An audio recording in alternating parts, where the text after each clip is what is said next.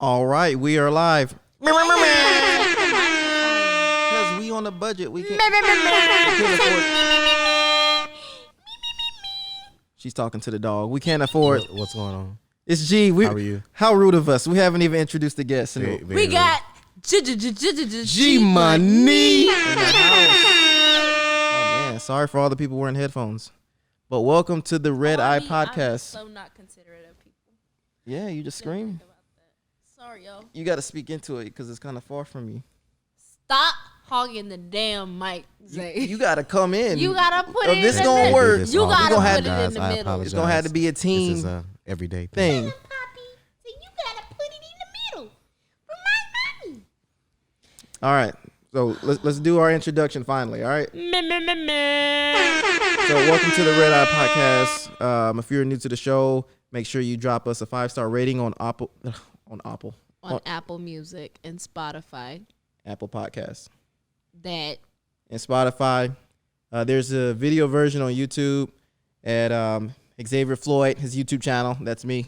Call me X though. your breath stink. My breath stank. Well, good. That means it's gonna be my mic. And I'm just kidding, y'all. His breath don't stink. It smell like ramen. we just had some good ramen. Nah. Anyways. G, what's good? You know, let us introduce G real quick, because this is a fantastic young gentleman. He's very handsome. From the women I hear, he's sexy at times. Talk to the people, G. Let them know where you're from. I'm straight out there, Mo City, Missouri City, where them girls so pretty. Okay. I ain't never seen nobody cute out of there. I mean, don't be a hater. That's right. Where are you from again? I'm sorry, I apologize. Where are you from? North Carolina. Yeah, who do you know came out All of North the Carolina? baddies come from North Carolina. Name You one sleep. person that came out of North Carolina that's a baddie. Naomi. Other than yourself. Nope, I said what I said. Why he? See, Jazz the dog. chilling over The here. dog has chosen.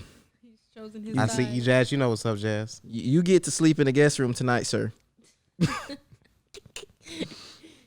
No, but seriously, thank you guys so much for tuning in. This is our second episode. We have a great friend on the show with us. His name is G. Yeah, that's hit his him name. with that love. You know what I'm saying? One time for the one time. G Money. We need to make his voice a button. Make his yeah. If y'all want to hear G Money, come in and out from every single podcast with that. What do they call those things? Drops. We need it. We need that too. We need that one too. We gonna play it. We gonna play the drops. Who in the hell put the muffins in the freezer? Okay. Yeah. All right. Can we get into some topics or something? Like we I don't know what this is terrible. We already got. We're already off to a bad start. So I mentioned sexy earlier, talking about G, and You said no homo. This is my You said what? I Good mentioned friend. sexy because the ladies have said these things about G, and I'm just letting people know. Hey, my man's single out there. If y'all ladies out there single and We ready to want meet, him to get a bae so we can go on couple dates. So if you looking, hit him up.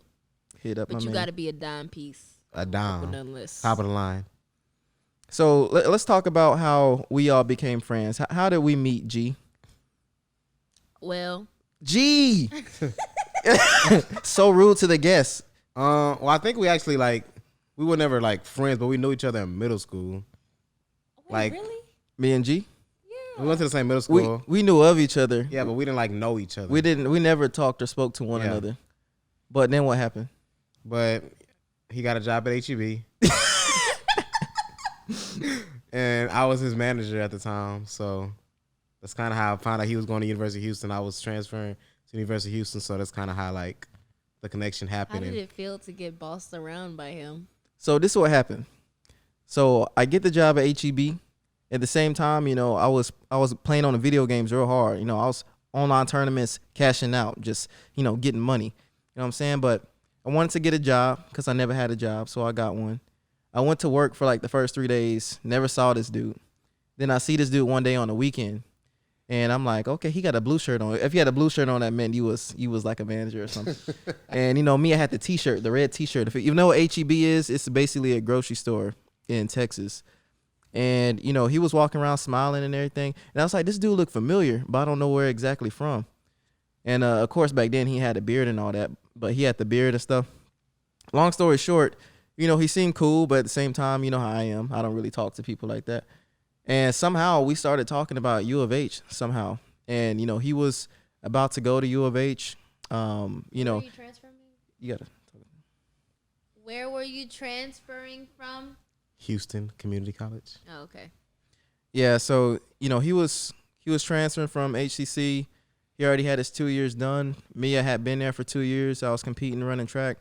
And when we was at work, he would just ask me, what is it like, being on campus, and, what would I recommend, where to live, stuff like that. And then we just kind of became cool that way. Like it never was anything forced. It just kind of happened organic. And then when he came to U of H, we just kind of grew our friendship from there. And then we started dating. And then that's how we became friends. And that's how we all became. I don't remember the first time I met you, though. You got to speak into it. Either. I'm sure the mic can hear me. Relax. I'm just saying, these things are quiet. You got to speak into the mic. I don't remember how I met him, though. How did I meet you? I don't remember either. I definitely remember, like, talking with X, saying, like, she moving in. You ain't even known her for a year. Like, what's going on with that? Yeah, it was kind of quick, but. Okay, well, since we're on the topic of moving in early, like, do y'all feel like there's a time limit for, like, moving in with somebody, or, like, do you just feel like love has a time limit? Like, do you feel like moving in 3 or 4 months and y'all's relationship is too soon, or do you feel like moving in like 3 or 4 or 5, 6 years later? Like, what's your view? For me, it's too soon. Mm-hmm. Just because I want to get to know a person before I make that next move. But I mean, I think it just depends on the person. Mm-hmm. And what do you think? Even though we already did. My thing is, it's weird because everybody has their thought on how it should go. And a lot of times it just goes completely opposite. Like for me, I was just like, I'm not going to try to move in with nobody, unless I really, really know them. But I felt like we knew each other, like, really early on. Like, if that makes sense. Like, I feel like the you I know today is very, very similar from the you I knew when we very first met, if that makes sense. I feel like sometimes I always feel like, maybe there is a time limit, but then sometimes I'm like, well, maybe not so much, because I feel like you can meet somebody tomorrow and they have like the best intentions of somebody that you knew your whole life. And I also feel like a part of the dating process, that's the whole purpose of getting to know somebody. So I can honestly say, like, within the 2 years of us living together, like, we've grew to learn more about each other, like more in-depth things that not a normal relationship, Like what we like, what we don't like, we're able to communicate and talk about our problems, and it not like be one of those, it doesn't blow up. Like we can sit and have a conversation about what we're having an issue with and resolve it. Right. How did even like y'all moving in together even become a topic of discussion? The ghetto. Well, it came up because, initially she was having, some issues at home, and, she wasn't at a particularly good spot with, her parents. So, it was my father, not my mother, my father. So it was just one of those things for me where if it was going to happen, it was going to happen. And the fact that, one, I was getting a job that was further away from my house and where I live with my parents, and I wanted to move out anyway. It was very kind of like opportunistic, like for everything to kind of happen the way it happened, because I was going to move out anyway, and she was somewhat getting kicked out, but not really. Like it was like, animosity in the house. When I spoke to Xavier about it the first time, like it was never like, hey, we should move in together. Like that was never something that like came out. It was just more so like I was telling him about the problem, and then he was like, oh, well, I'm actually moving out because, I'm getting a job, at this location. And then I was like, oh, okay, that's cool. And then like we just talked about moving in together. I didn't really think that we would actually fall through with it, though, if we're going to be honest, until like the day came and he was like coming to get me, and I was like, oh, this is getting real. This is getting really real.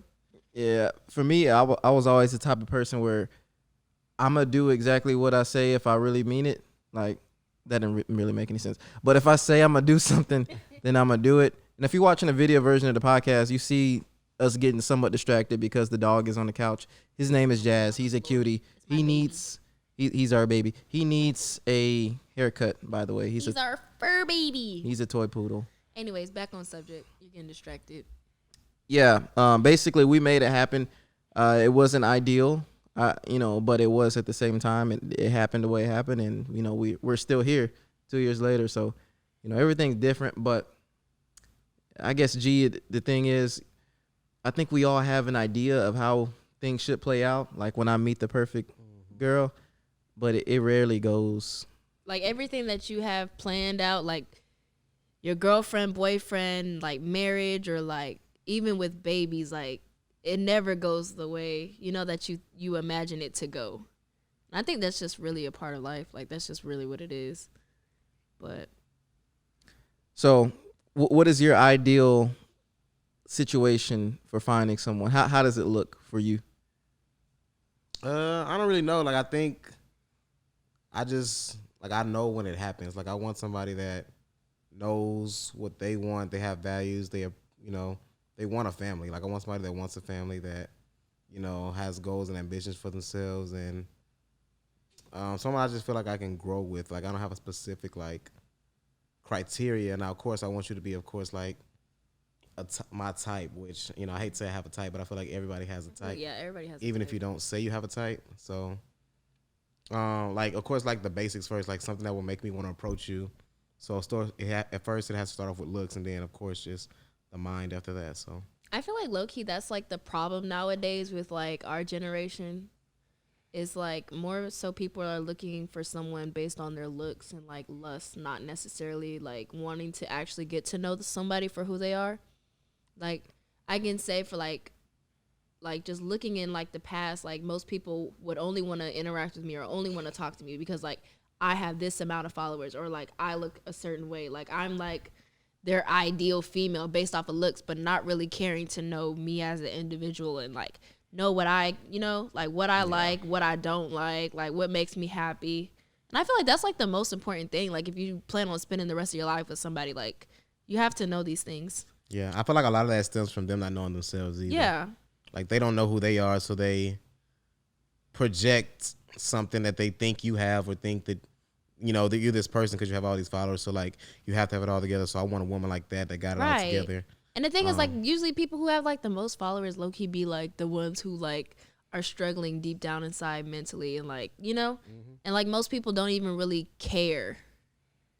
Because they just think, okay, her life's painted perfect. Like, she has this, she has that. But you only see, like, people only see what you put on social media.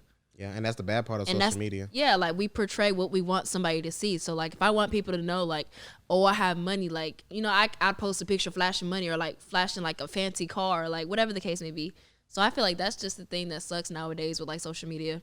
Because like somebody could be the brokest person, spend all their money on like all this expensive stuff, but you wouldn't know. You would just know what you see. So yeah. I think the main thing with social media is people who tend to flaunt what they have usually don't have it like that. I have a lot of friends that have money, like real money. Not a lot, but I have a few friends that have some real money. He's one of and I wouldn't call myself a lot of money.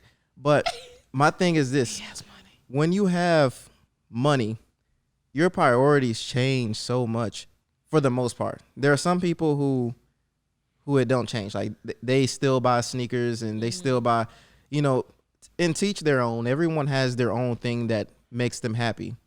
But at the same time, when you're getting to the phase where, or when you're on your journey to wealth, you start to realize that a lot of this stuff that you do for yourself, really you're doing it for other people.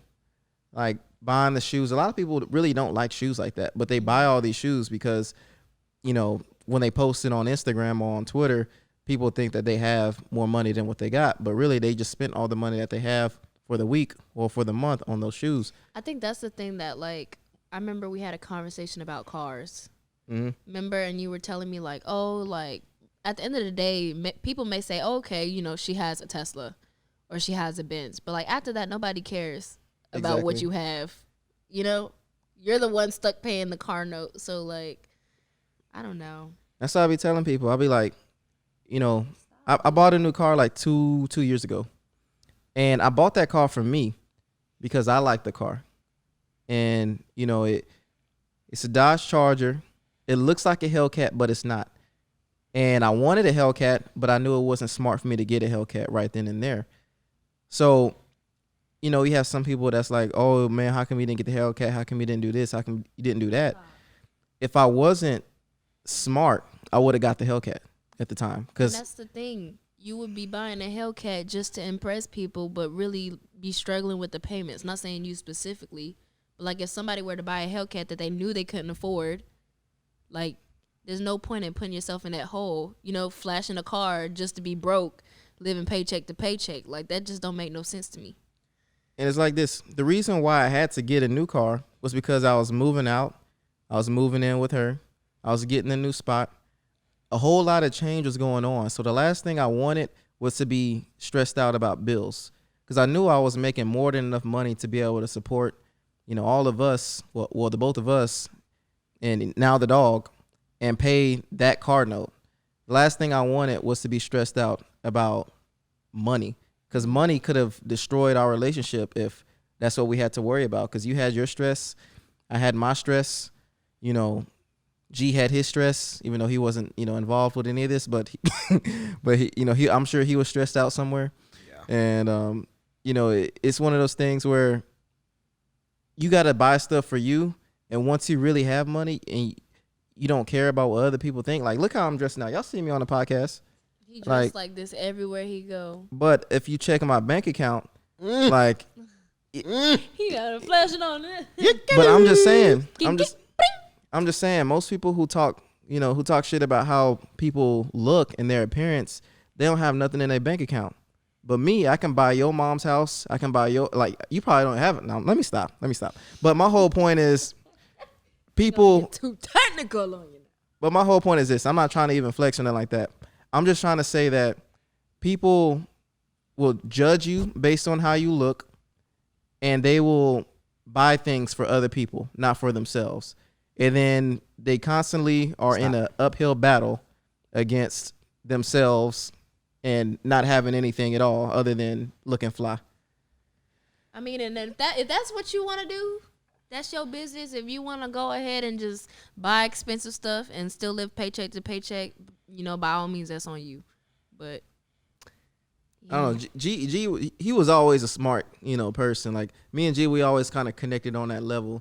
We never really just, you know, although G has had multiple cars, my boy's balling out. Don't get it twisted. This fool got some real money. So ladies, I'm decent. ladies, if you want, no, I'm because we making don't it. want I'm no making gold it. diggers. I'm making it. God is good all the time. but my man G, you know, definitely a smart young man. You know, he was a manager when I was 19. Like, how does that? We were both 19. How does that make sense? This fool was a manager. So I think it just goes back to like just knowing yourself. Like I think a lot of the times, and I've been guilty of it when I was younger too, like getting stuff to impress people because I know when I showed up wearing that or having this, You know, I would get looks so people yeah. would feel some type of way. So, I mean, that's just part of growing up, just really figuring out who you are. But if you continually be that same person as you get older and older, you'll realize you'll become miserable because you're not pleasing yourself. You're living to please everybody else. So when is it like time to like stop worrying about what people think to get your life right? Because, you know, nobody else can live for you. You're the only person that can live for you. You have to know what you want. So Right. And I think ever since like Instagram and Twitter came about, like what celebrities put out is like kind of controlling like everybody else's brain on how they should live their life and what they should have and what they shouldn't have, when that's not necessarily the case, you know, because everybody's not able to have money and able to do certain things. So because money does not equate to happiness. If it did, half the stars wouldn't be committing suicide or going crazy or different things that they're going through. Like when you think about it, the stars are really the ones that's like going through the most trials and tribulations because, I mean, I think it is what it's true. Like they say, like more money, more problems. yeah, I don't think necessarily either that money solves like problems. Money don't solve problems. Followers don't solve problems. Like clout don't solve problems. At the end of the day, it's still you, you know, alone. if you could look beyond the materialistic things and really focus on important things that people bring to the table, like perspectives and, you know, their opinions, their experiences, you will get so much more out of life if you put all that materialistic stuff to the side and focus on those things, because you learn a lot from people, whether it could be, you know, a nerdy person, or whether it can be, you know, a thug dude, or, you know, a privileged white lady. You never really know. So to me, I think that you shortchange yourself when all you look at is the outside, and you don't try to really explore people, you know. So that's what all I'm trying to say. I know I could go off on a tangent and it not make sense, but yeah, y'all feel me. You know what I mean? So. Yep, but I think it's about time to take a little water break, so we'll be back in a couple minutes. You tired already? Water break. Yeah, my mouth is a little parched. Are you whispering? All right, we are back. She went to go put the dog up. I guess she got tired of the dog and wanted an He excuse. just kept licking everything. He just kept. Next time we do the podcast, we got to put Jazz up because he's a little too excited to be out here. I think honestly that he just gets bored, so he's like, I'm gonna go sit over here. I'm gonna go sit over here. On another topic, though, the NBA season is starting back during this coronavirus pandemic. Gee, what do you think about the NBA season starting back in relation to the whole protests, the Black Lives Matter movement, all that stuff? How do you think is going to impact that? It's a big question. I mean, I'm kind of just excited to see now that, you know, with the deaths of George Floyd, Breonna Taylor, and so many others, how the NBA and just sports in general acts differently and does things differently now that, you know, especially with coronavirus as well, like seeing just how, like, safety and, like, how they're going to deal with things, how they're going to appreciate black people more now, like, especially since a lot of the people in sports, especially basketball and football, are African American. Like, you basically disrespecting, like, yourself because you won't get as much money because, like, if we all just quit the next day or go on a protest or strike, like, who go play the games? You know, who go do that? So I feel like a lot of like everything, like sports, music, like everything is like made by black people. Like black people make up a good chunk of everything, if we're gonna be real. Or like black people aesthetics, I guess, or whatever the term I'm looking for. A lot of stuff is just either comes from black people or is made up of black people. And I feel like, as far as like music industry wise, like I feel like for them, they didn't even contribute as much as they should have, or like done as much as they should have. yeah, I think it's a sticky subject because you just gotta wait and see how it plays out at a certain point. But at the same time, I can understand people who are saying that NBA coming back could be a distraction, because if you look at history, whenever we've run into issues with civil rights and, you know, black people, you know, being treated, you know, immorally, all these things, we've had protests, peaceful protests. People have worn shirts to, you know, basketball games. I've seen LeBron do it. I've seen other people do it, but nothing ultimately changed in the real world. So my hope is this. I hope that we can play basketball or watch basketball and nothing affect the movement that's going on, because I think this one is truly unique. Like, I've never seen, and I don't think most people have ever seen protests start in the United States and then stem all over the world, like in, you know, all European countries. And it's just pretty crazy to think. And on top of that, the whole coronavirus thing, you know, they're locking down all the stadiums, and they have these very strict rules on how NBA players, you know, must behave during this time period. It's weird because you just don't know until it plays out. You know, you have certain people like certain basketball players like Kyrie Irving who believe that they really shouldn't be playing. And the interesting thing is with him is he's injured, so he wouldn't be playing anyway. But, you know, the fact that there are some players that really don't want to do it, you know, I understand it. I just hope that it all works out, because to be honest with you, I want to see some live sports. Like, I'm glad the UFC, you know, they're still fighting every so often, like every other week. But, you know. You seen they also have like released the other day another like pandemic thing, I guess. They said there's another swine flu, but it's worse. And they said it could be the cause of another pandemic. I saw that, and I saw something about, was it Ebola. Oh, really? Ebola and swine flu not the same thing, huh? No. Oh man. No, Swine flu comes same thing. I just feel Yeah. like they really like the CDC and just everybody really don't know enough. I feel like it's all a guessing game. At first, it was only like the older people and the young generation that was really that really could get it, and like everybody else was fine. And then it turned into like something else, and now everybody can get it, and no matter what age, and now you need to wear masks. But we were protesting. Nobody was wearing masks. Half the people were. Like it's, Nobody's doing 6 foot apart. So like, I feel like nobody really knows. Everybody's just playing a guessing game, and we sometimes wait till it's too late. I kind of feel like, I do feel like COVID was something that was, obviously it was created. I feel like it's a distraction as we are approaching our election year with Trump. So I don't know. I just feel like all of it's a big distraction, and like they just keep throwing things out left and right, and it's overwhelming everybody because everybody's worried. Everybody don't know what to do, and I also feel like a lot of people aren't taking it serious, until like someone close to them gets it or like they get it, and they're like, oh damn, I maybe shouldn't have went to the beach, Yeah, and I'm not saying a mask won't help because I guess it will in some sense, but like who's to determine the mask that we're wearing is the proper mask to actually keep us protected?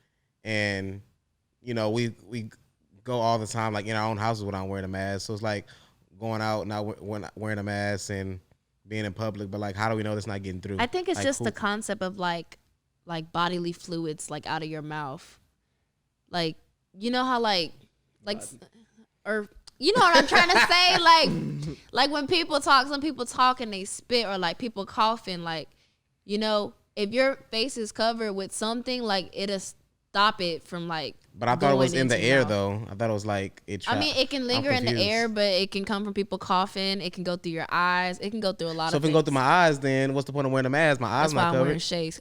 It can go through your soul. Shut I up. just feel like.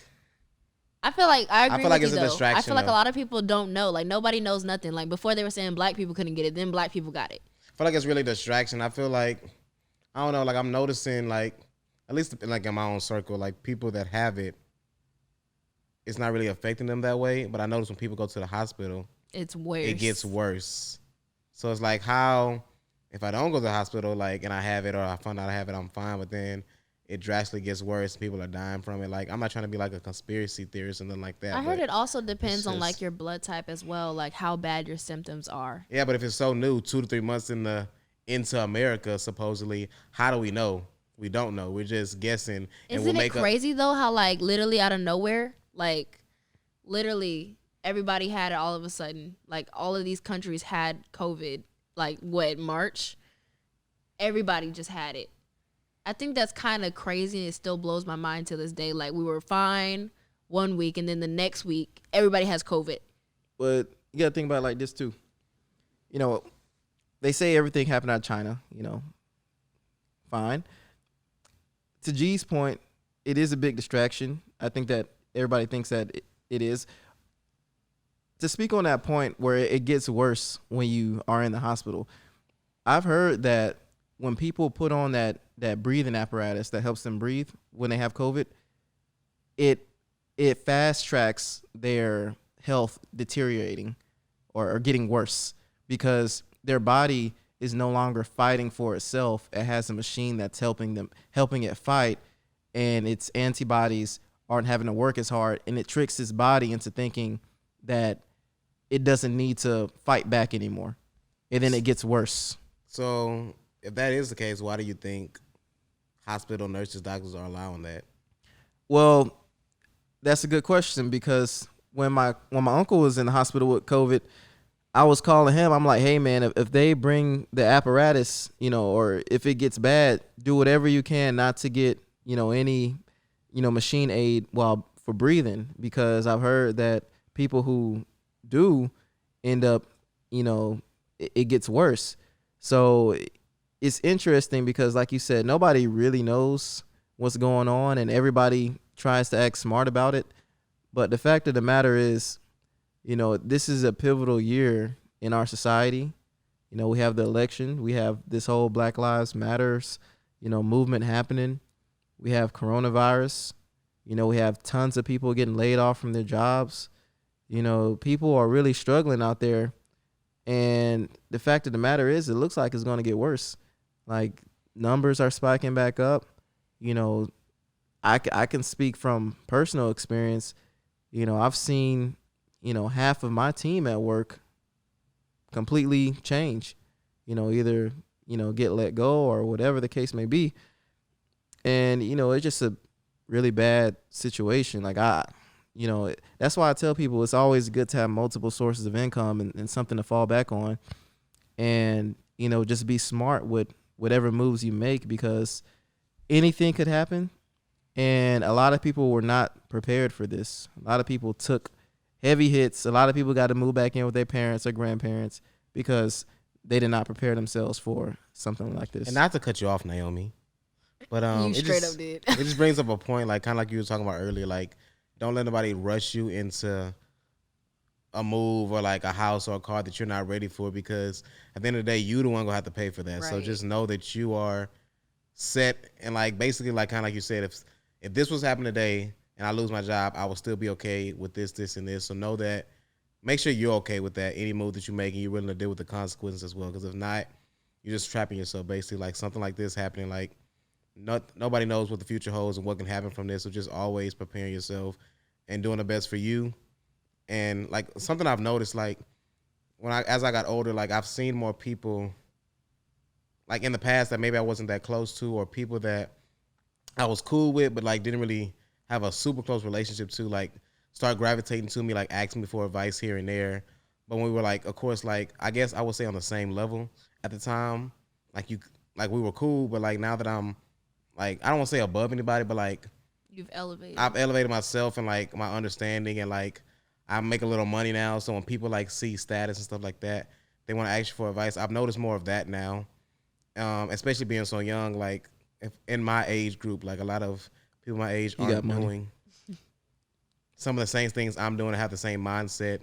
So I've noticed that. And people like even on my job don't think that I'm the age I am. So are you like referencing to people like people you know, but like people that you're not necessarily like close with, just like people you know? Yeah, like people that like, oh, you know what, let me hit up G, because like just so how does that make you feel?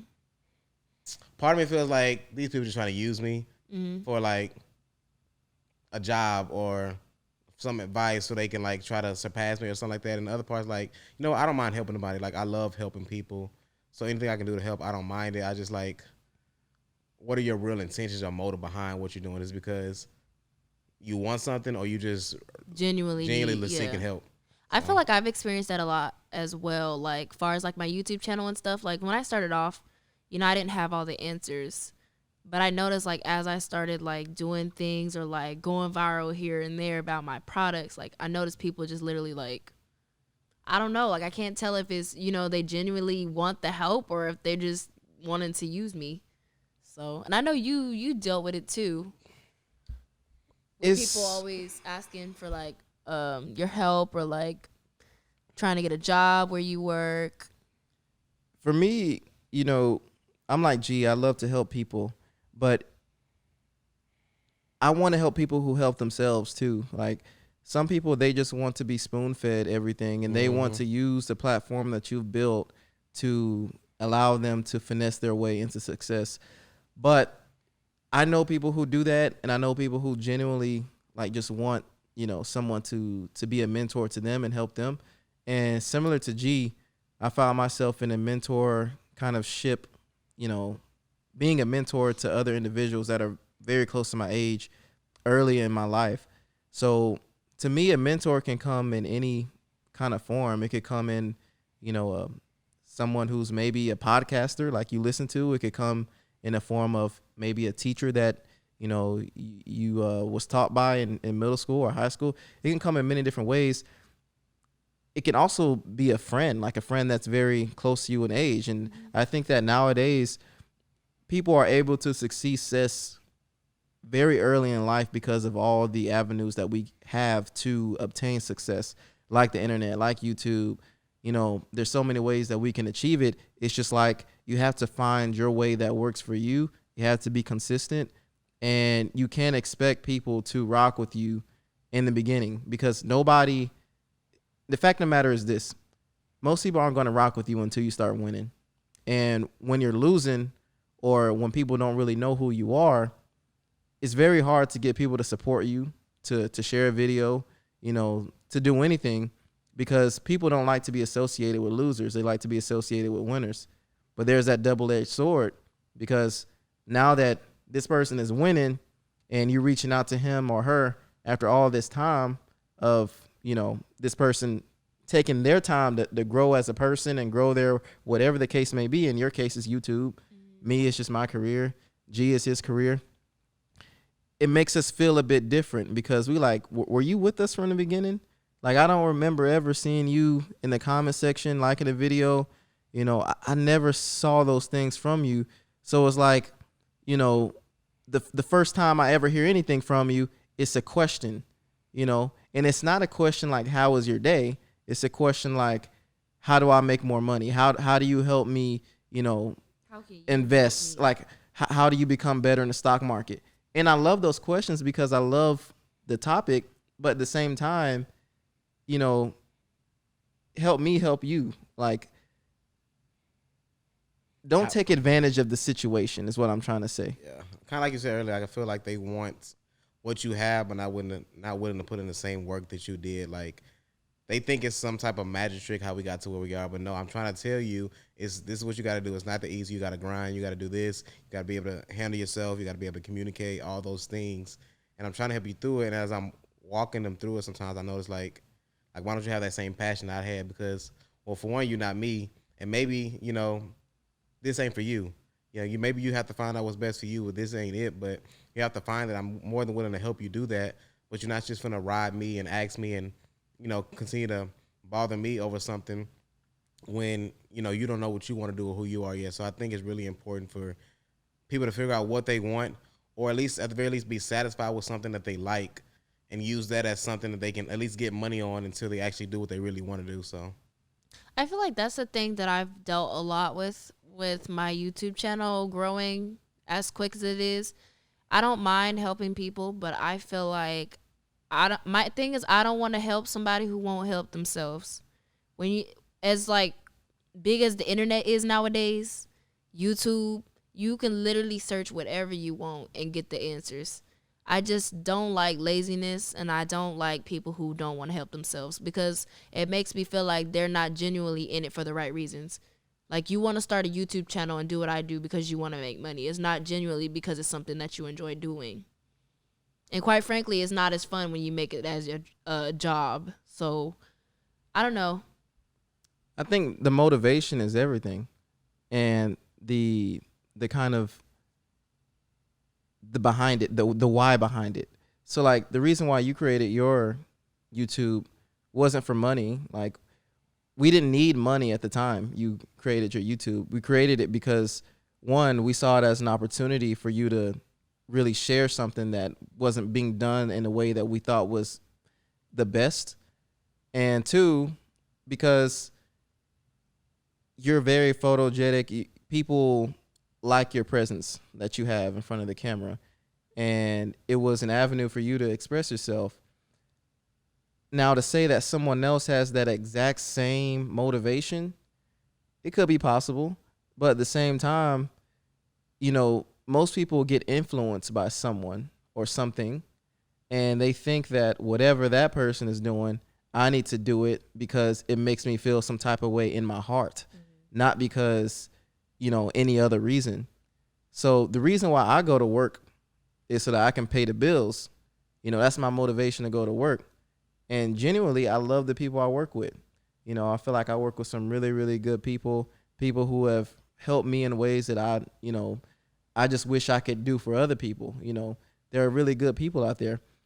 But that's my motivation. My motivation is to pay the bills, So you have to find your motivation, and with that motivation, know that you can't fail. Like, you can't slip up. You can't take a day off. When I'm at work, I'm working my butt off. I'm trying to make sure that I'm the best, person there. That way, I can live with no regrets with whatever happens. This whole coronavirus situation, anything could happen. I could be out of a job, but at least if I'm out of a job, I know it wasn't because of anything that I did that was bad. It was because of the situation. So I say all that to say this. If you are influenced by somebody to do something, you don't necessarily have to do exactly what they're doing to be fulfilled in any type of way.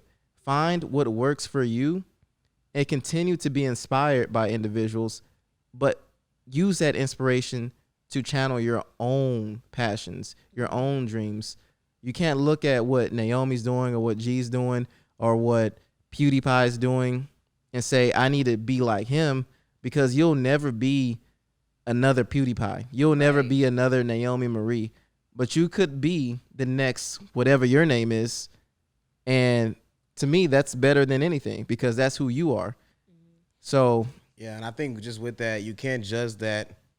Like success looks different for everybody. So for Naomi, maybe 1 million followers. For somebody else, it just may be $50,000 a year, and that can be success. And just as on the equal playing field, it just looks differently. So stop. I think that's why it's not good to compare as well, because when you compare, you start to look at somebody else and start to do things you wouldn't normally do that can create you into a bigger hole, and just you end up being miserable as well. So we spent some real shit on here today. So y'all better 5 stars, Apple Podcasts. 5 stars. We love y'all. We love y'all. Like the video too on YouTube. This gonna kind of go back into like the relationships because I just thought of it. So what do y'all think is a deal breaker? A deal breaker in a relationship, as far as what I definitely can't have in a relationship. I can't have cheating. I can't have disrespect. Those are the 2 main things. To me, those are deal breakers. What do you think, G? someone who isn't invested in me. And what I mean by that is like it should be a 2-way street of people putting in the work. So I mean, I feel like in a relationship someone may put a little more work than somebody else, but it should be kind of close to equal and like that genuineness, care, and like open and honest communication. I think when it gets to the point where like secrets start to play in, or just not being as open, as honest as you can be, can start some friction. So I don't know. I'm trying to think. I mean, of course, cheating. I don't want that, and like can't handle disrespect either. So I don't know. Like, well, do you think kids will be a deal breaker for y'all? Like, say if you wanted kids, but she didn't, or vice versa. I think if she had a kid, we probably wouldn't be together. Like, to me, it's like this. If I had a kid and she had a kid, then I think it would work, just because we both are on the same level. Like, we understand what it's like to be a parent and to have a kid. Like, right now, I wouldn't be able to understand the struggle. I wouldn't be able to, or at least that's how I feel, right? And if I knew she had a kid when I was pursuing her, first off, I wouldn't be pursuing her if she had a kid. I would be like, oh, dang, she fine, but, she got a kid. You know what I'm saying? I'm going to have to move on. But to me, it would be a deal breaker just because I want to experience that with someone from the beginning. And I know it sounds selfish, but nobody is making anybody be in a relationship with someone that has a kid. And you shouldn't feel bad if you don't want to be in one, because it's your decision who you want to be in a relationship with at the end of the day. I agree. I don't know. I agree with what you were saying. At first, like, I would say, like, I'm not against being with somebody who does have a kid, but then in the same instance, like, as I begin to get older, I'm like, okay, damn, yeah, you forget about that. I be like, I would feel like my first child should be your first child. Like, I feel like we should go through the stages of like pregnancy and like giving birth and like raising a child together. Like, I feel like that's important, even though I'm not knocking nobody who does want to be with somebody who do have kids. But I don't know. I just kind of want to experience that with, my husband, my significant other. I got a question. So what if we got together and we hit it off just like we did, and 3 months into us dating, I found out I had a baby on the way from a past relationship? How would that change you? I mean, I don't think that I would not be with you. It just depends. Like, I don't do baby mama drama. So if you got baby mama issues, then I probably would have left you alone. But I'm not totally against being with somebody who does have a kid. Like, And especially if you find that out after the fact. Like, what am I going to tell you? Go get an abortion? Or, like, you know? Like, if you have a kid, you have a kid. You got to do what you got to do. End of the day, period. I agree. I think if you was pregnant, oh, that's different. I don't know. Yeah, that's completely different. Never mind, listeners. That's different. But my thing is this: the initial step is what's most important to me. Like the initial me sliding into the DMs, and the fact that I'm not invested at all at the moment of sliding in means that I can decide what a deal breaker is from the beginning and not have to have any kind of, empathy or whatever, remorse for my feelings because I'm not invested in you at all. But to your point, if you invest 3 months into me, that sounds so weird. But if you think about it, most people like that do have kids, they don't normally bring up their kids immediately because, for one, you don't let your kids meet everybody. So I don't know.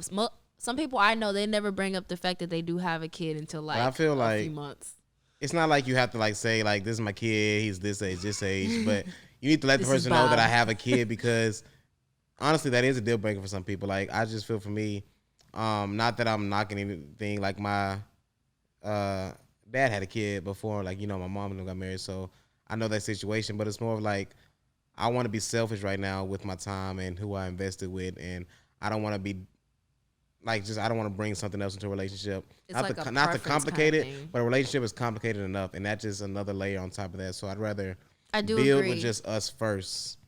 And it's let like us. So raising another kid that's not your kid. It's just like you have to deal with like being a stepdad and them. You can't tell me what to do because you're not my biological, like stuff like that. And it's just like I feel like that's just more added stress that's not really needed.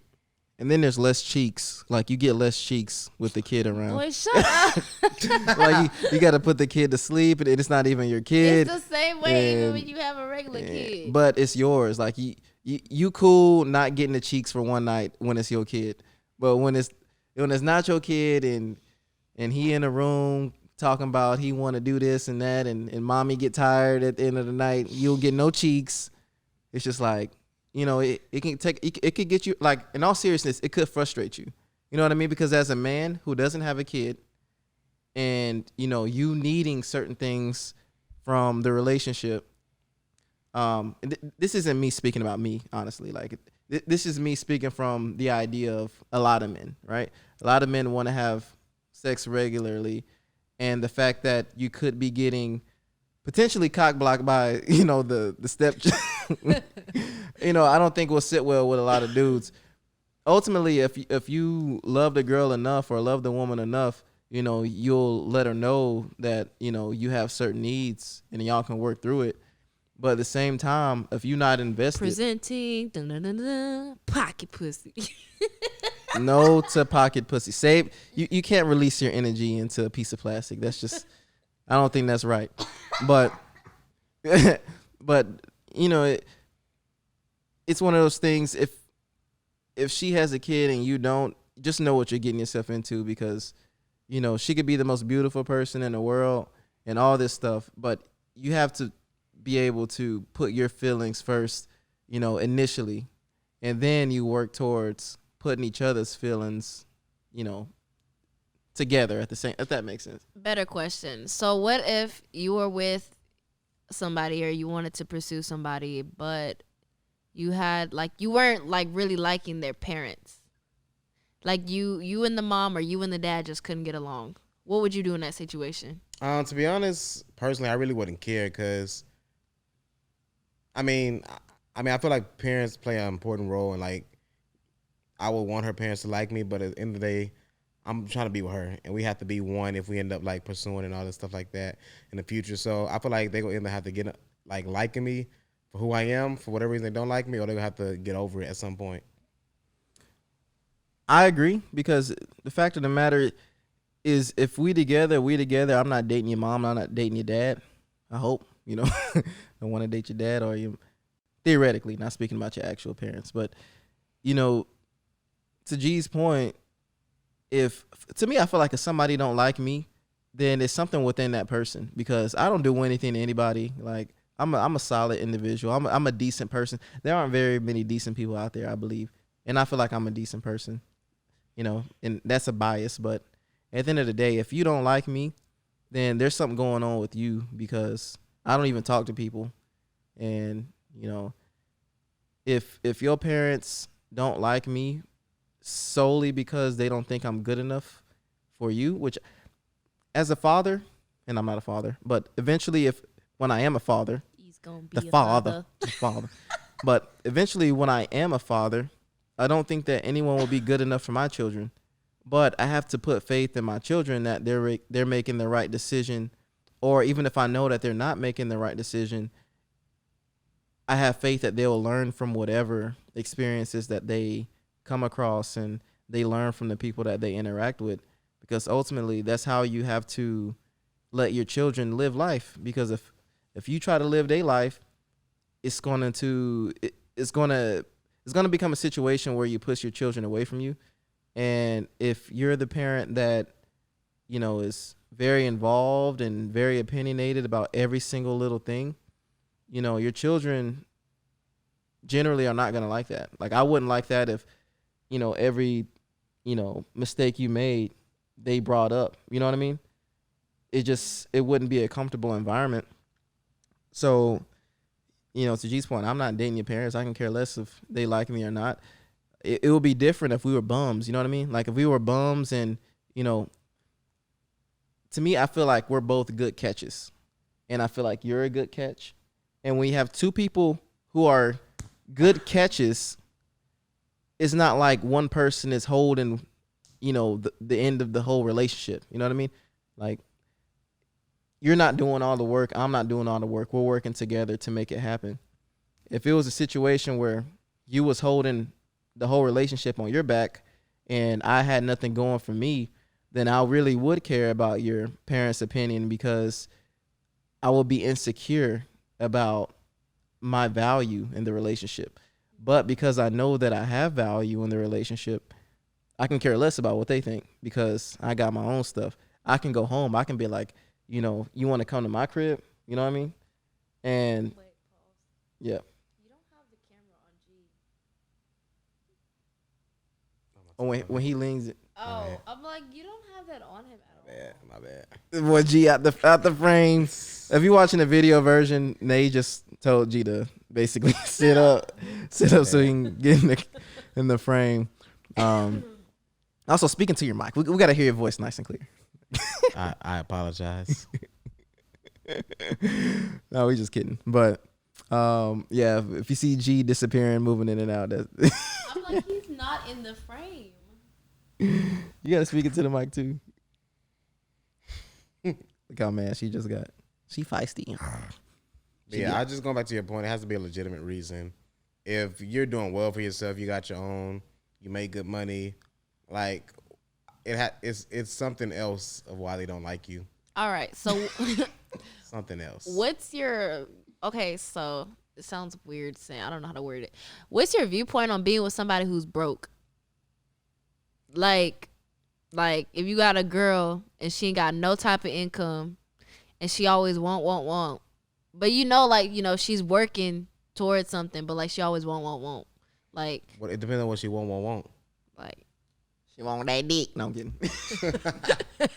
that, like, she just want everything, like, I don't materialistic things, I guess. I mean, it wouldn't be a deal breaker, but that'd be something I would question to see if I want to continue this relationship. Because if you want, I want you to be able to have the ambition to be able to get it yourself, not be dependent upon me to get it for you all the time. Because I'm not the type of person to do that. Like, I definitely want to treat you right, do what I need to do to take care of you, but I'm not going to give you everything you want. Okay, so what if it is a female who does have her own money, but she always want?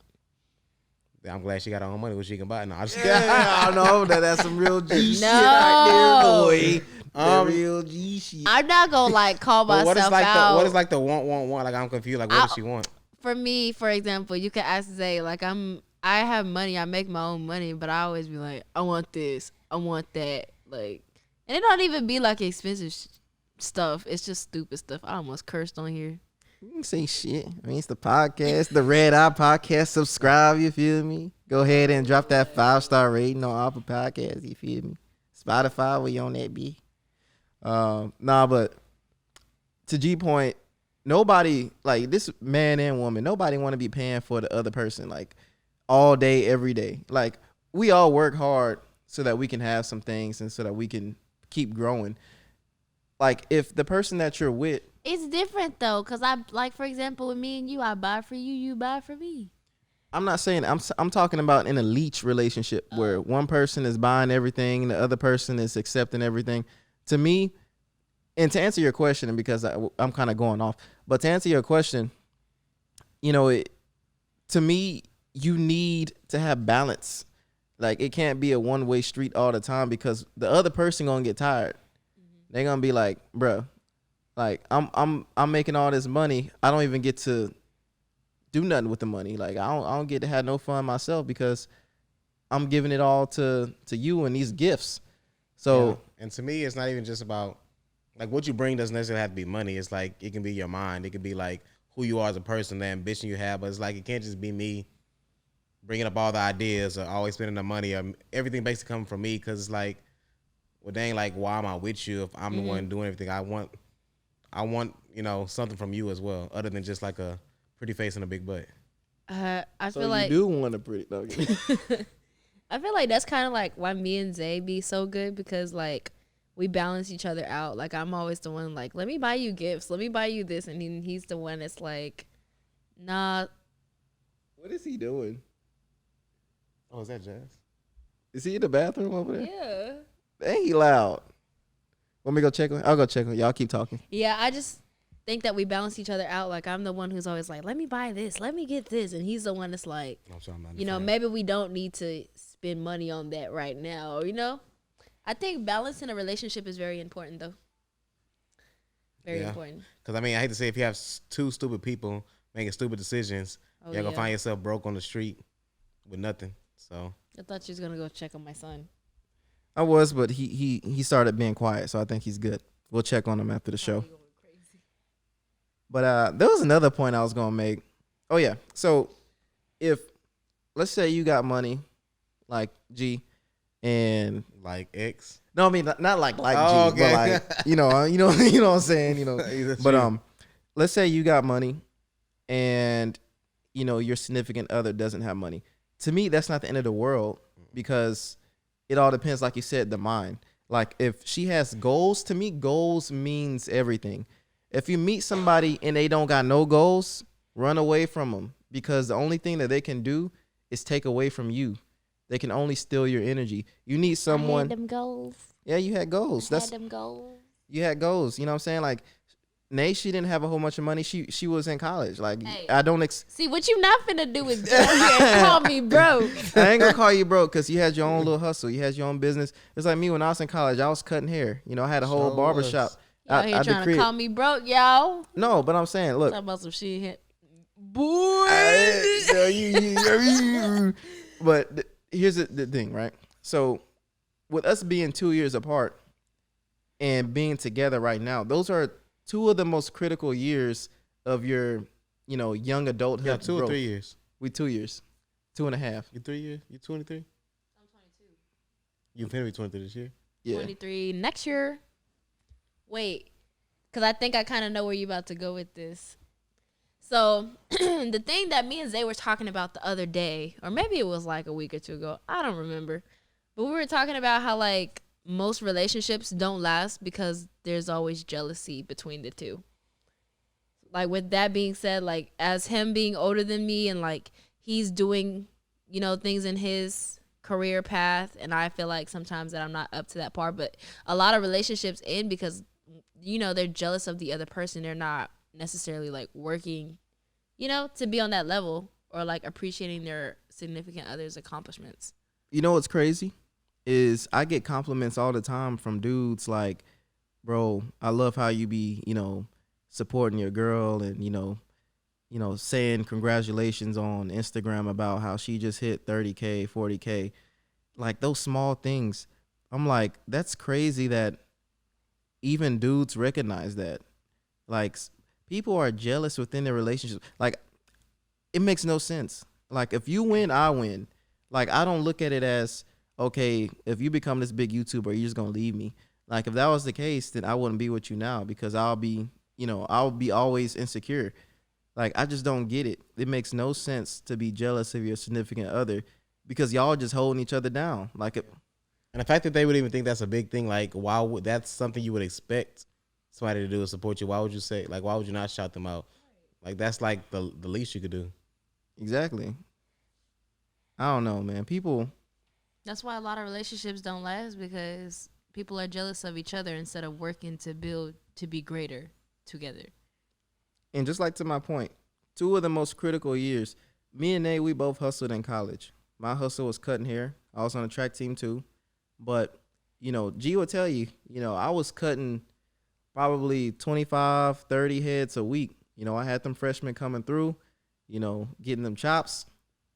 And I was hustling. I always had money. Like people always knew I had money because I worked for it and I was able to save whenever we went out somewhere. I wasn't stressed on paying for stuff. I wasn't stressed on having money to get into the club and to buy a drink. Like all that stuff, it was normal because I had the work ethic. And I know we're kind of going off on another tangent, but I say all that to say this. Those 2 years, she was in that grind phase when we met where she was hustling with her crochet stuff and me had already took that next step. I got my degree. I was making money, very good money, like G said, for someone my age. And it can be intimidating for the other person. Like I'm pretty sure Nate felt that, she was behind because of how far ahead I was in life. But really I was not that far ahead. It's just those 2 years are so significant that there's no way you could be on my level until you had surpassed those 2 years. Now you look at her today and she has her 41K or whatever it is now on YouTube. Her Twitter is booming. She's getting these brand deals. She's getting sponsorships, all these things. It's just one of those things where every person will have their time in the limelight if you work for it. I was going to say every dog has a day, but I don't want to call you that. Yeah, I think in the beginning of our relationship, there were times where I did, start to realize that I did become jealous of you because, obviously like you were, well, like you said, 2 years or 3 years before me or whatever, older than me. So like you had already graduated college and I just felt like I was falling behind, like I felt like I wasn't progressing when the case is like, I'm low key in the same situation you were in when you were in school. So, but I feel like everything just falls in, how it's supposed to be. Like what you're doing with your life may not be what I was meant to be doing with my life. Like maybe I'm not meant to go to school and work a regular job. So I think that's the most important thing. Like you have to figure out your own purpose and stop worrying about somebody else and celebrate like little accomplishments because those are everything. The little accomplishments, that's a good point because people don't stop at the little accomplishments and really evaluate the hard work that they put in. And they want to fast track into the major milestones.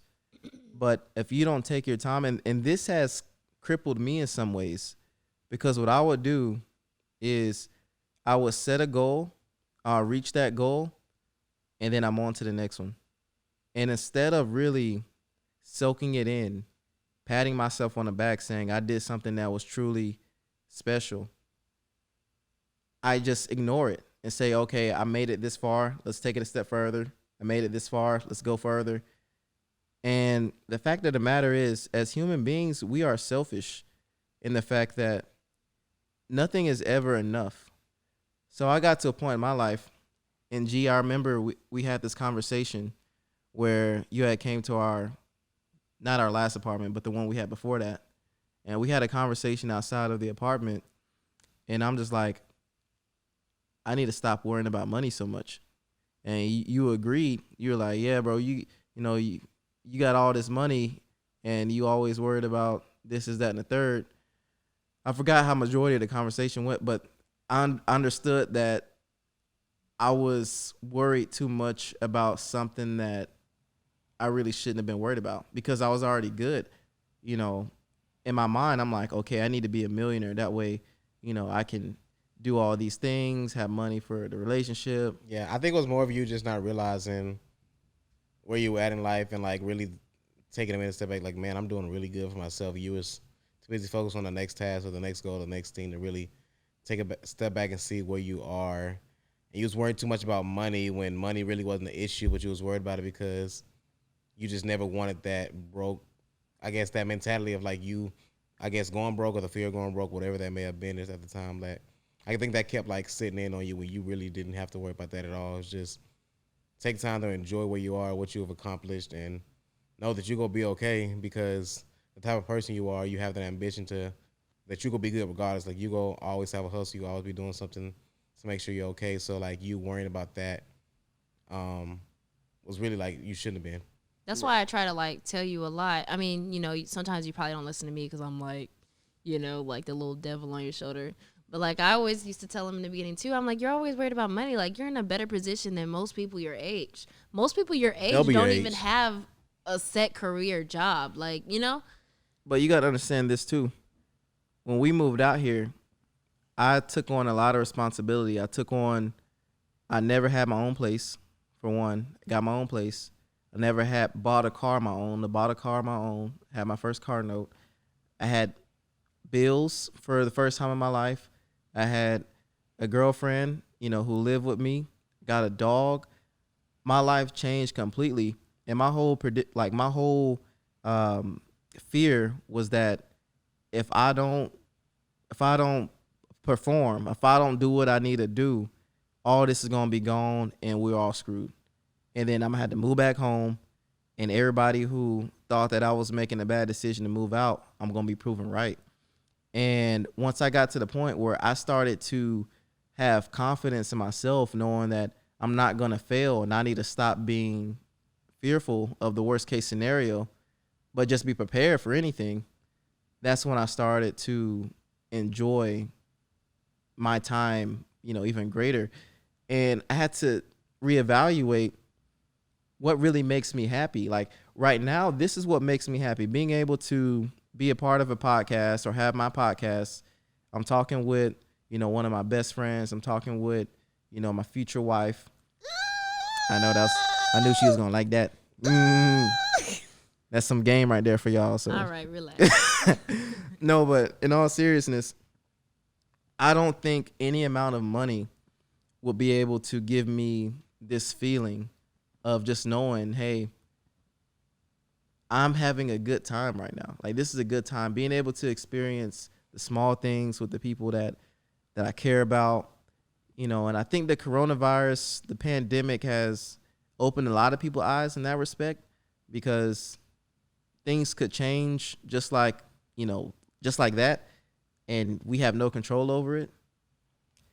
I had that epiphany a year and a half ago when we had that conversation, and I remember G would be like, "What's going on with you, man? You're not looking right.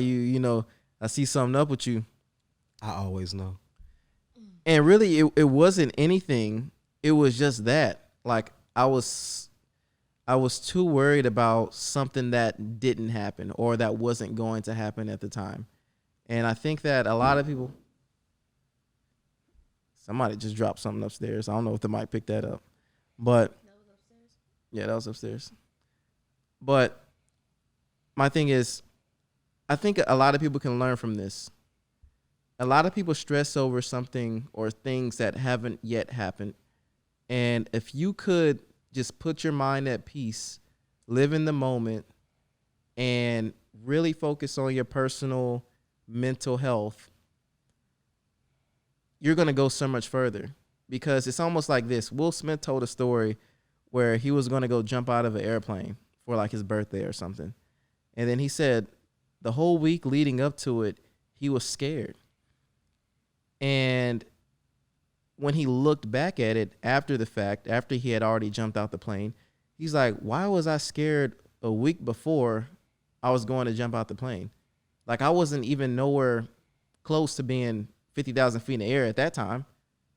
I'm at my house and I feel terrified.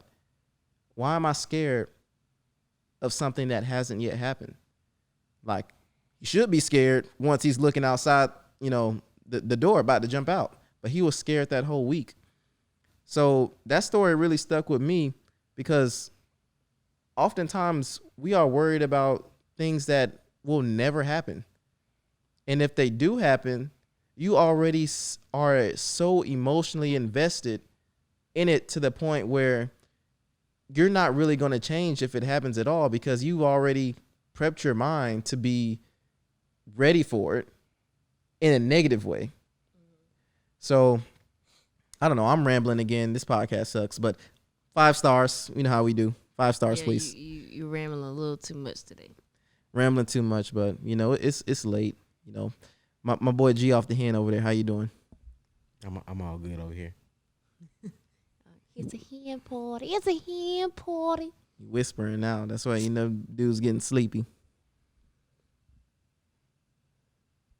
I don't know why she just looking at me like that. But y'all have any more questions for me? Questions for G. In general. So I'm tapping out. You're tapping out? Got a crook in my neck. All right, closing remarks. Nate, kick us off with your closing remarks. Is that just like touching on stuff that I think is important? Whatever you want to say to the people before we close the show. Make sure y'all go get his podcast 5 stars on Apple. Subscribe to the YouTube channel. Subscribe to my YouTube channel because we going up and you don't want to miss out. And I love him because he's so sweet. Man, that was cringe. I'm sorry, guys. G, any last comments for the people? Yeah, I just want to thank you, sir, for invite me onto your podcast and allow me to be a part of it with your sidekick right here, Naomi Marie, always there to support you. I just think that you're a very bright young man with an even brighter future, even though it's already, on the horizon and you're doing great things. I think you'll continue to do great things. So definitely appreciate you, man. So definitely give his podcast 5 stars. If any ladies out there looking for a handsome young man, that's doing okay for himself. Sexy young man. I am looking, so that's all I'll say about that. I appreciate you, G. And we got to get some more energy from you next time because we know you get crazy. We know I can get a little we crazy. know, in all seriousness, my boy G, he's definitely one of the smartest people I know. I feel like we connect on a level of intellectualness that a lot of people will never be able to experience with other folks just because, I don't know. I'm rambling. But